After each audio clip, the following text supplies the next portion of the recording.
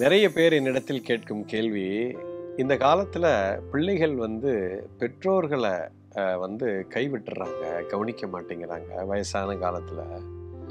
இப்படியே போச்சுன்னா வருங்காலத்துல பிள்ளைகள் யாருமே பெற்றோர்களை கவனிக்காமலே போயிடுவாங்களே.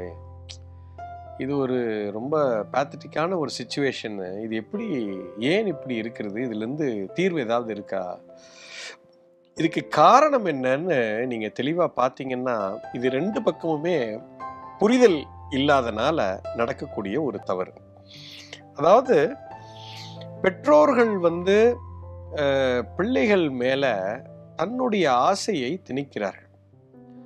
அதாவது அவங்களுக்கு நல்லது பண்றோம், அவங்களுக்கு நல்லதை அவங்க நினைக்கிறது நல்லதுதான். என் புள்ள நல்லா இருக்கணும்னு நினைச்சு அவங்க பல விஷயங்களை பிள்ளைகளிடத்திலே திணிக்கிறார்கள். அவன் என்ன படிக்கணும், அவன் என்ன செயல் செய்யணும், அவன் எப்படி இருக்கணும், அவன் எப்படி இருக்கக்கூடாது அப்படிங்கிறதெல்லாம் நம்ம சொல்லலாம், கைட் பண்ணலாம். ஆனால் இப்படித்தான் இருக்கணுங்கிற கட்டாயப்படுத்தும் போது பிள்ளைகளுக்கு அது சப்ரெஷனில் கொண்டு போய் விட்டுருது.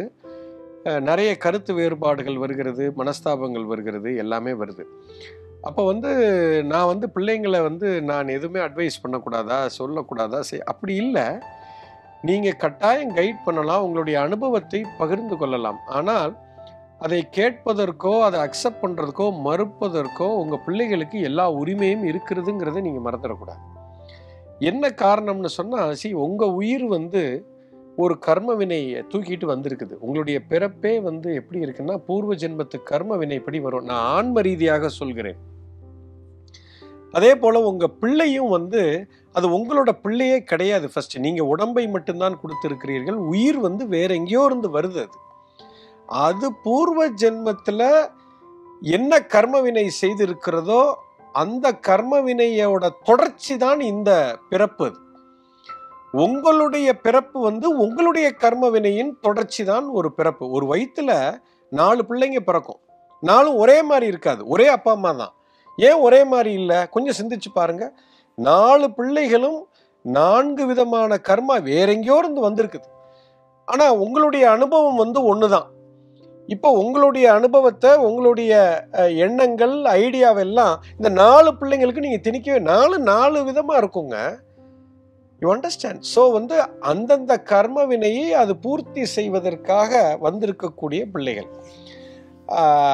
அதுக்கு நீங்கள் கைடு தான் பண்ண முடியுமே தவிர நீங்கள் சொல்கிறத கேட்டே ஆகணும் அப்படிங்கிறது இல்லை. அங்கே தான் கருத்து வேறுபாடு பிள்ளைகளுக்கு அந்த கம்ஃபர்ட் இல்லாமல் போய் பிரிந்து போகக்கூடிய ஒரு வாய்ப்பு வருகிறது. இதை பிள்ளைகளும் புரிஞ்சுக்கணும். அதாவது பசங்க சைட்லேருந்து நம்ம அம்மா அப்பாவுக்கு விழிப்புணர்வு இல்லை, அவங்க வேற மாதிரி சிந்திக்கிறாங்க, அவங்களுடைய கருத்தை நம்ம கூட செலுத்துகிறாங்க. அதனால் அந்த தாய் தந்தையை வெறுப்பதோ அல்லது அவங்கள விட்டு உதாசீனப்படுத்துறதோ மிகப்பெரிய தவறு. அதை அவங்களுக்கு புரிய வைக்கணும். புரிய வைக்கலைன்னா அக்செப்ட் பண்ணுங்க. அவங்க நீங்கள் கெட்டு போகணும், வீணா போகணுங்கிறதுக்காக அவங்க எதையுமே சொல்லலை, நீங்கள் நல்லா இருக்கணுங்கிறதுக்காக தான் சொல்கிறாங்க. அந்த நோக்கம் கரெக்டாக இருக்குது. ஆனால் சொல்கிற சொல்யூஷன் தப்பாக இருக்குது, ஒத்துக்கிறேன்.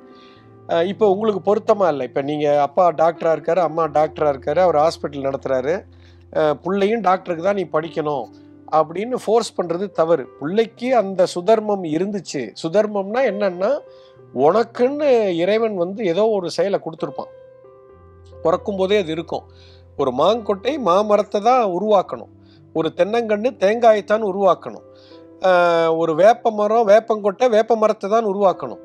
ஒரு வேப்பங்கொட்டை போய் நான் கசக்குது என் பழம், நான் இனிமேட்டு மாங்காய் தான் உருவாக்க போகிறேன்னு சொன்னால் படாத பாடுபடும். அதே தான் உங்கள் பிள்ளையோட கதியும் அப்படித்தான். உங்கள் பிள்ளைக்குன்னு ஒரு சுதர்மம் இருக்கும் இயற்கையில், அது உயிர் தொடர்பில் வரும். அது அதைத்தான் செய்யும். நீங்கள் ஒரு வியாபாரம் பண்ணுறீங்க, அந்த வியாபாரத்தை காப்பாற்றணும், அதுக்கு ஒரு வாரிசு வேணும்னு தான் நான் பிள்ளையை பெற்றிருக்கீங்க. அந்த சொத்தை காப்பாற்றுறதுக்காக உங்களுடைய இதை அவனுக்கு திணிக்கக்கூடாது. இங்கே தான் நிறைய ஸ்ட்ரெஸ்ட் அவுட் ஆகி அப்பா பிள்ளைக்கு இடையில் மனஸ்தாபங்கள் இது ஒரு விஷயம். இது மாதிரி பல விஷயங்களில் அந்த பெற்றோர்களுக்கும் பிள்ளைகளுக்கும் இடையே கருத்து வேறுபாடு நல்லது பண்ணுறோன்னு நினச்சி அந்த இடத்துல மிகப்பெரிய ஒரு மனஸ்தாபம் அதனால பிள்ளைங்க பிரிந்து போய் கடைசி காலத்தில் கம்ப்ளீட் ஐயோ அப்பா வந்து வீட்டில் வச்சேன்னா பெரிய டார்ச்சர் ஆகிடும், அதை வைக்கக்கூடாதுங்கிறது பல காரணங்கள்னால போயிடுறாங்க. ஃபஸ்ட்டு பிள்ளைங்க அதை அக்செப்ட் பண்ணிக்கணும். நல்லதுக்காக தான் பண்ணியிருக்காங்க, அவங்க கெட்டவர்களோ அல்லது ஏமாத்துக்காரர்களோ கிடையாது. பிள்ளைய எப்படி அவங்க வந்து வீணாக போகணும்னு நினைப்பாங்க, நல்லா வரணும்னு தான் நினைக்கிறாங்க. ஆனால் அவங்க சொல்கிற கருத்து என்னால் ஏற்க முடியலங்கிறத தெளிவாக சொல்லி அதை அக்செப்ட் பண்ணிட்டீங்கன்னா அவங்க மேலே அந்த வெறுப்பு இருக்காது. அப்போது அவங்களுக்கு தேவையானதை அவங்க வயசான காலத்தில் அவங்களுக்கு தேவையானதை நம்ம செஞ்சு கொடுத்து தாராளமாக வச்சுக்கலாம். பட் நீங்கள் அவங்க சொல்கிறத கேட்கணும்னு அவசியம் இல்லை. உங்களுடைய சுதர்மமும் ஒத்து போச்சுன்னா ரொம்ப பெஸ்ட்டு.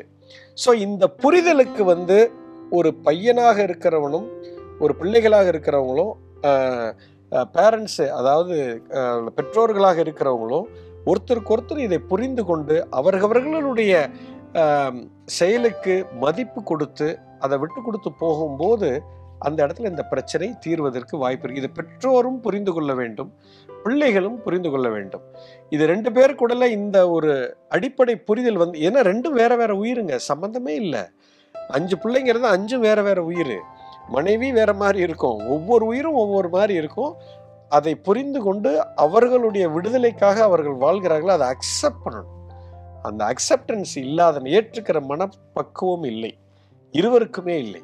அது எப்போ இந்த அண்டர்ஸ்டாண்டிங்க்கு வருதோ, பொசசிவ் இல்லாமல் அந்த மாதிரி இருக்கும் பொழுது கட்டாயம் இந்த சூழ்நிலை மாறும், நிச்சயமாக மாறும். யூ அண்டர்ஸ்டாண்ட், புரிஞ்சிருக்கும்னு நினைக்கிறேன்.